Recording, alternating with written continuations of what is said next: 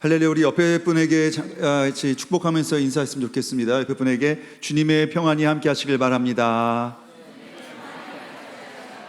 할렐루야. 우리 주님의 평안으로 승리하시길 바랍니다.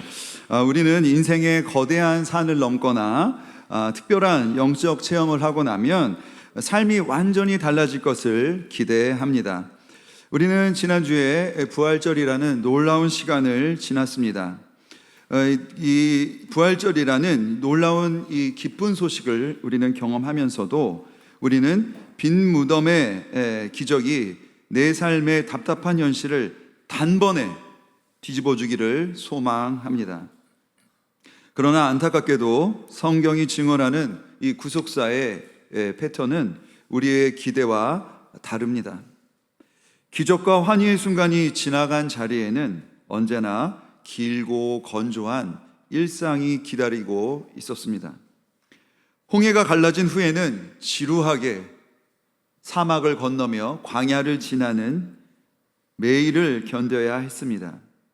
부활의 주님을 목격한 제자들 앞에는 로마의 그 압제가 한순간에 없어지길 바랐지만 그렇지 않았습니다.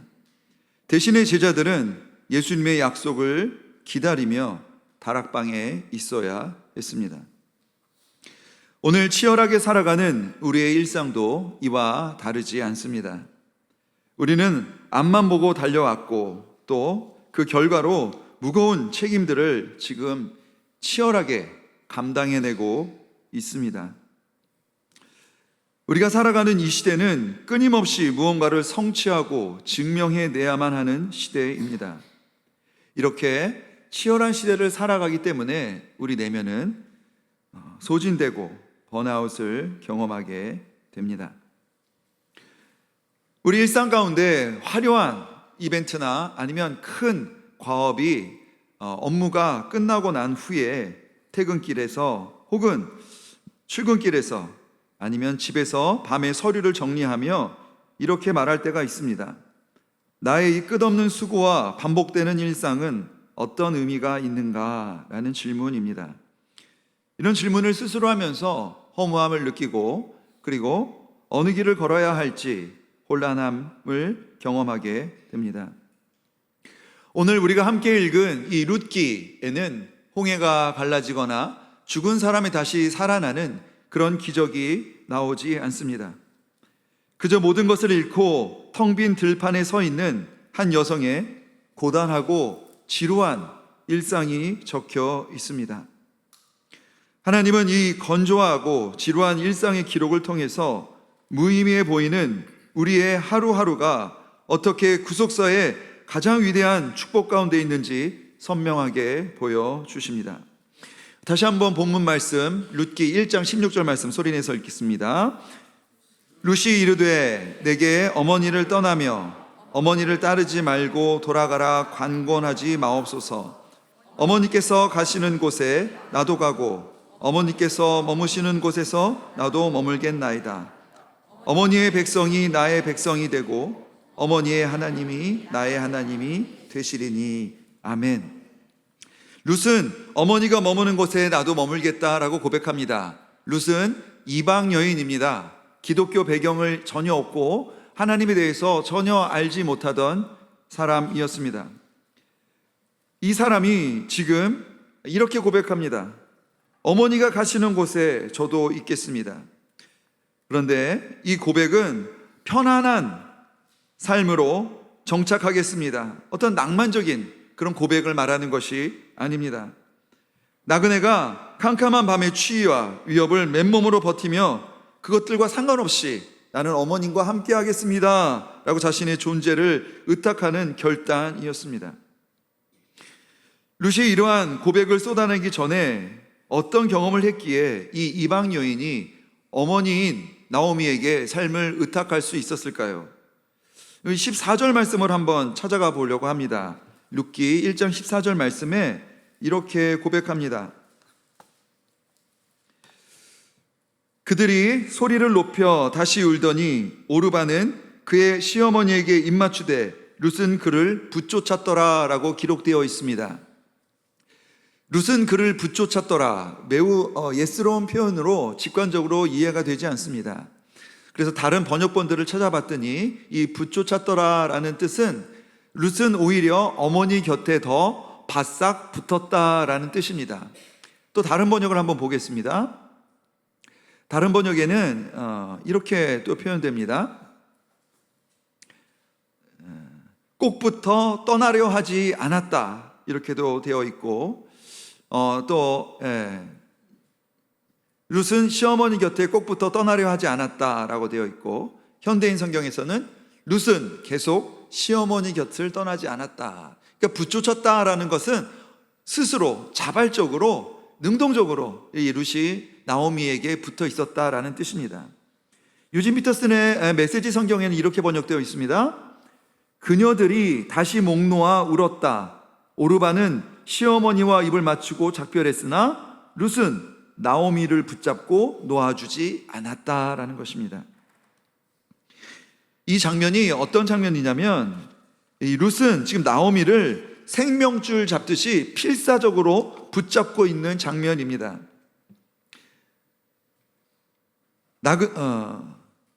어떤 분들은 이 룻이 나오미를 통해서 왜 이렇게 변화되었을까라고 추론할 때에 나오미의 훌륭한 신앙을 보고 룻이 감동하여 이런 결단을 하였다라고 해석하기도 합니다. 그러나 성경을 자세히 보면 좀 갸우뚱한 장면들이 많습니다.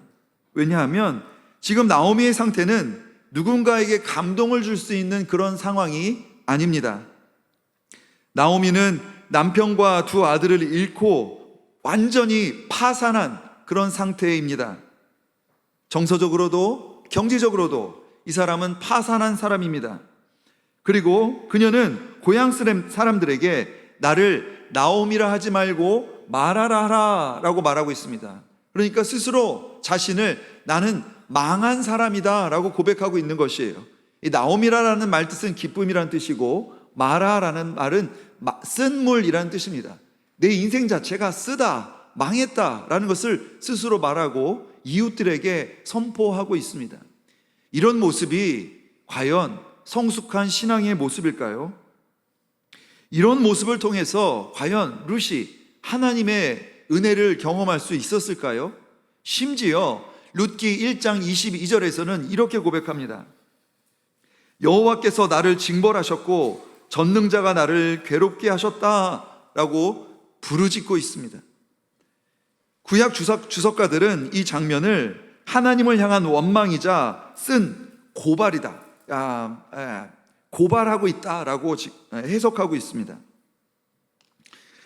나오미는 고난을 성숙하게 우아하게 견뎌낸 그런 믿음의 영웅이 아닙니다.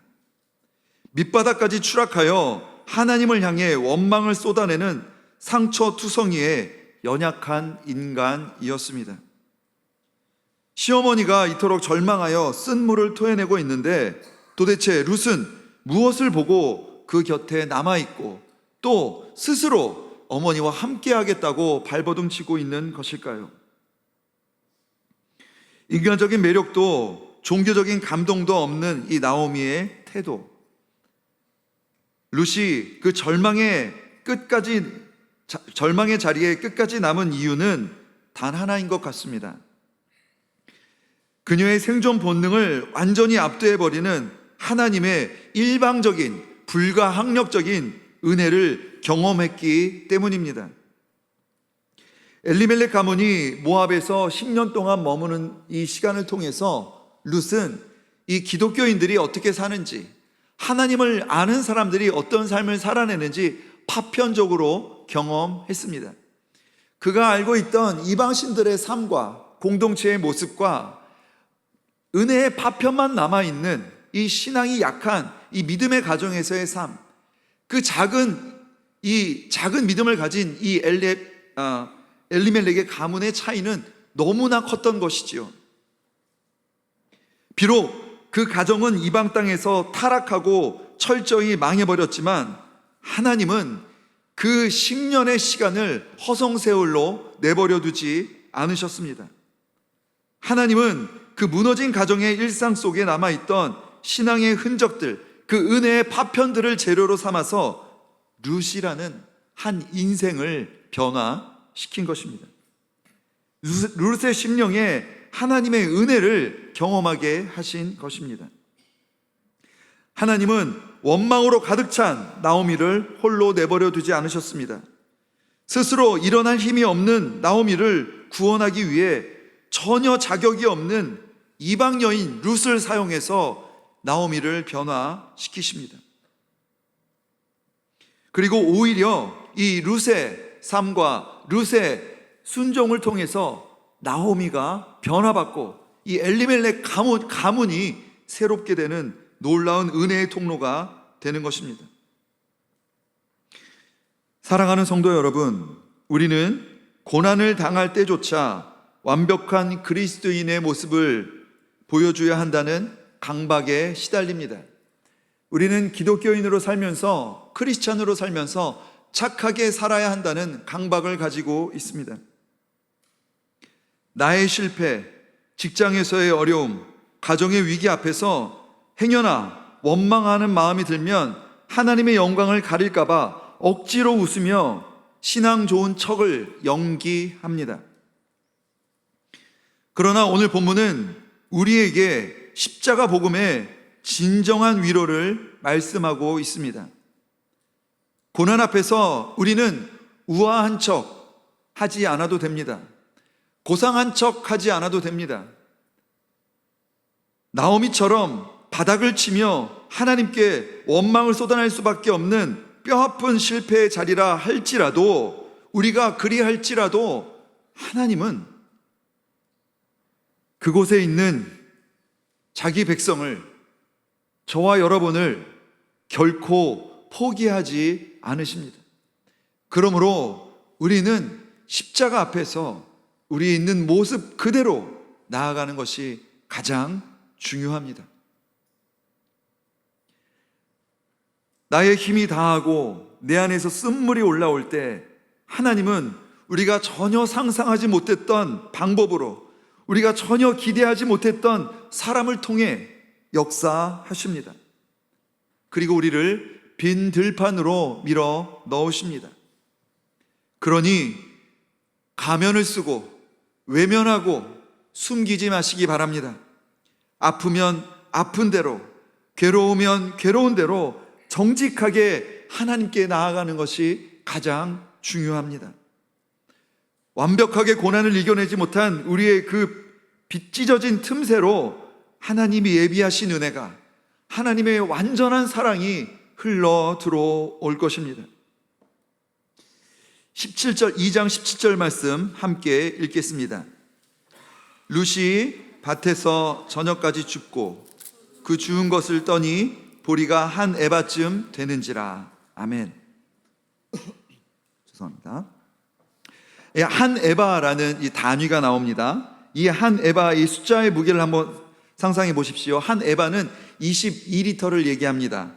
22리터의 분량은 두 여인이 한 2주일 정도 겨우 버틸 수 있는 그런 분량의 양식이라고 합니다. 이렇게 보니까 이 분량을 하루에 다 드실 분도 꽤 계실 것 같습니다. 이 최소한의 양식을 얻기 위해서 룻은 아침부터 저녁까지 성실하게 떼약볕 밑에서 그런 반복적인 노동을 했습니다. 매우 지루한 일이었을 것입니다.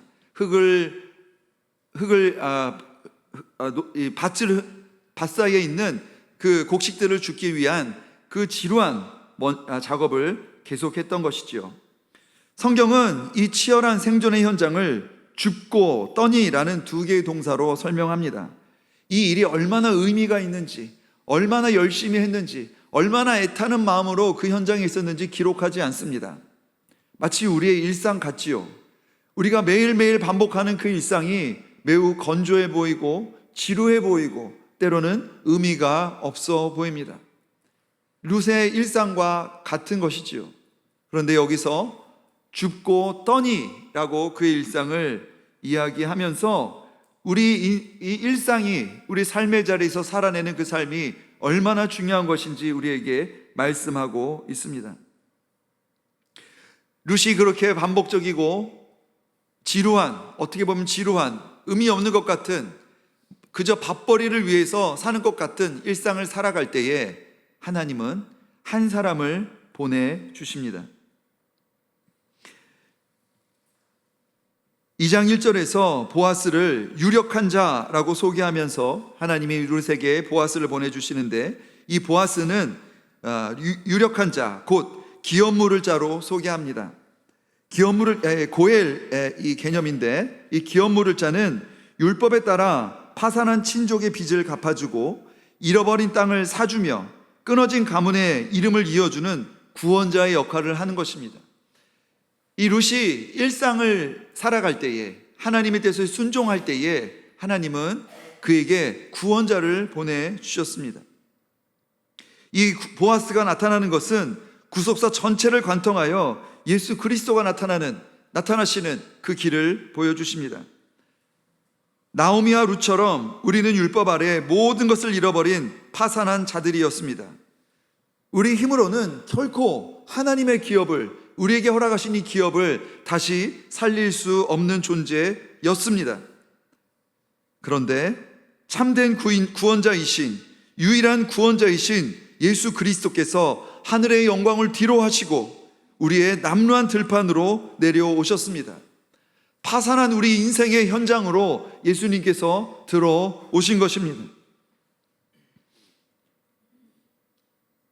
십자가에서 예수 그리스도의 생명으로 우리의 빚을 전액 상환하시고 대속하시고 우리를 거룩한 신부로 삼으셨습니다. 우리의 신분을 바꿔주신 것입니다. 파산자에서 신부로, 죽을 수밖에 없는 존재에서 영원한 생명을 가진 존재로 우리의 신분을 바꾸어 주셨습니다. 룻이 그 밭에서 반복적으로 지루하게 행한 그 일상은 낭비가 아니었습니다. 허무한 시간이 아니었습니다. 룻은 전혀 몰랐지만 하나님은 그 들판에 땀방울을 재료로 삼아서 다윗 왕조를 세우고 마침내 예수 그리스도로 이어지는 구속사의 거대한 물줄기를 내고 계셨습니다.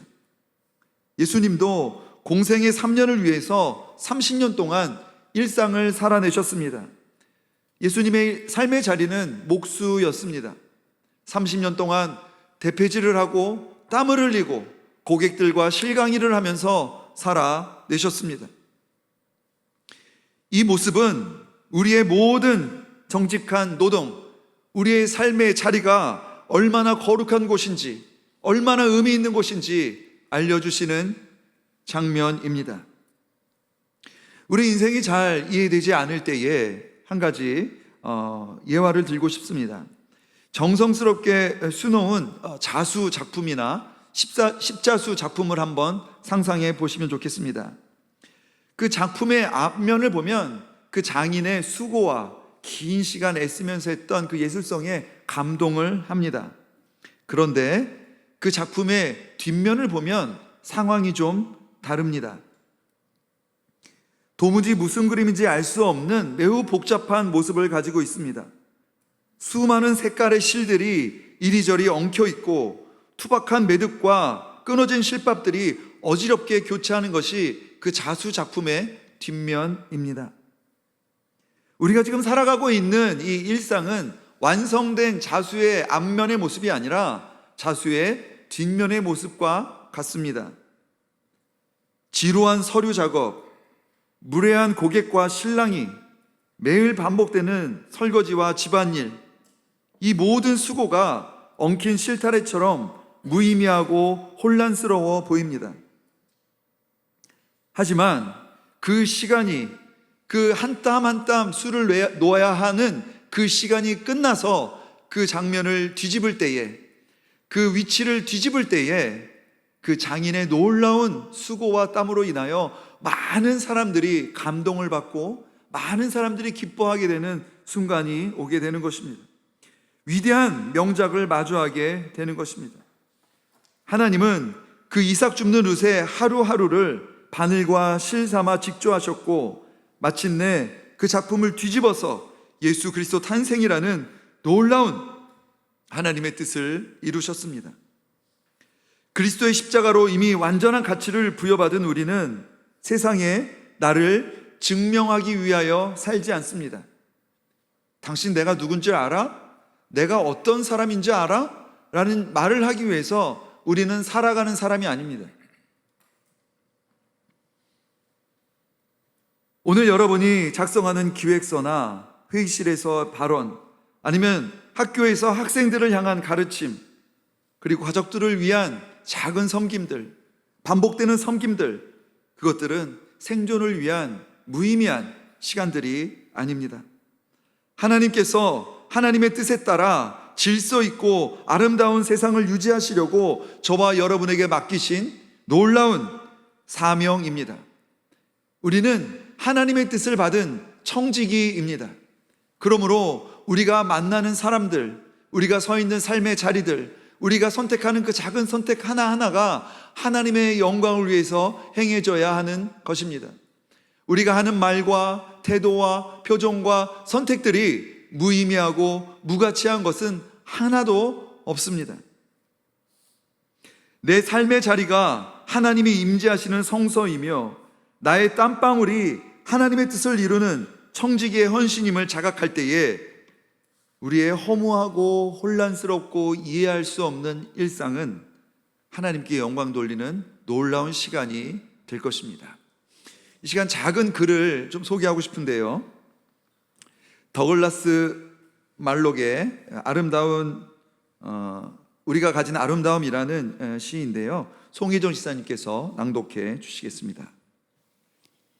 기대한 만큼 채워지지 않는다고 초조해하지 마십시오. 믿음과 희망을 갖고 최선을 다한 거기까지가 우리의 한계이고 그것이 우리의 아름다움입니다. 누군가를 사랑하면서 더 사랑하지 못한다고 애태우지 마십시오. 마음을 다해 사랑한 거기까지가 우리의 한계이고 그것이 우리의 아름다움입니다. 누군가를 완전히 용서하지 못한다고 부끄러워하지 마십시오. 아파하면서 용서를 생각한 거기까지가 우리의 한계이고 그것이 우리의 아름다움입니다. 모든 욕심을 버리지 못한다고 괴로워하지 마십시오. 날마다 마음을 비우면서 괴로워한 거기까지가 우리의 한계이고 그것이 우리의 아름다움입니다. 빨리 달리지 못한다고 내 발걸음을 아쉬워하지 마십시오. 내 모습 그대로 최선을 다해 걷는 거기까지가 우리의 한계이고 그것이 우리의 아름다움입니다. 세상의 모든 꽃과 잎은 더 아름답게 피지 못한다고 안달하지 않습니다. 자기 이름으로 피어난 거기까지가 꽃과 잎의 한계이고 그것이 세상의 아름다움입니다. 네, 감사합니다. 위로를 주는 아름다운 글인 것 같습니다. 최선을 다해 살아온 여러분의 한계는 결코 부끄러운 것이 아닙니다. 그러나 성경에서 말하는 이 한계는 이 시에서 말하는 따뜻한 위로에 그치지 않습니다. 시인은 우리의 한계가 아름답다, 한계를 인정하는 것이 우리의 아름다움이다 라고 위로를 합니다. 하지만 십자가의 복음은 우리의 한계가 끝나는 그 시점이, 우리의 한계를 인정하는 그 시점이 하나님의 은혜가 시작되는 시점이다 라고 선언하고 있습니다. 룻의 한계는 남의 밭에서 떼양볕을 견디며 땅에 떨어진 이삭을 줍는 거기까지가 룻이 할 수 있는 일이었습니다. 그녀의 힘으로는 단 한 걸음도 더 나아갈 수 없었습니다. 그런데 나오미와 함께하기로 결단하고 하나님의 은혜를 경험한 룻에게 하나님은 더 이상 나아갈 수 없었던 그 바로 절망의 경계선으로 보아스를 보내십니다.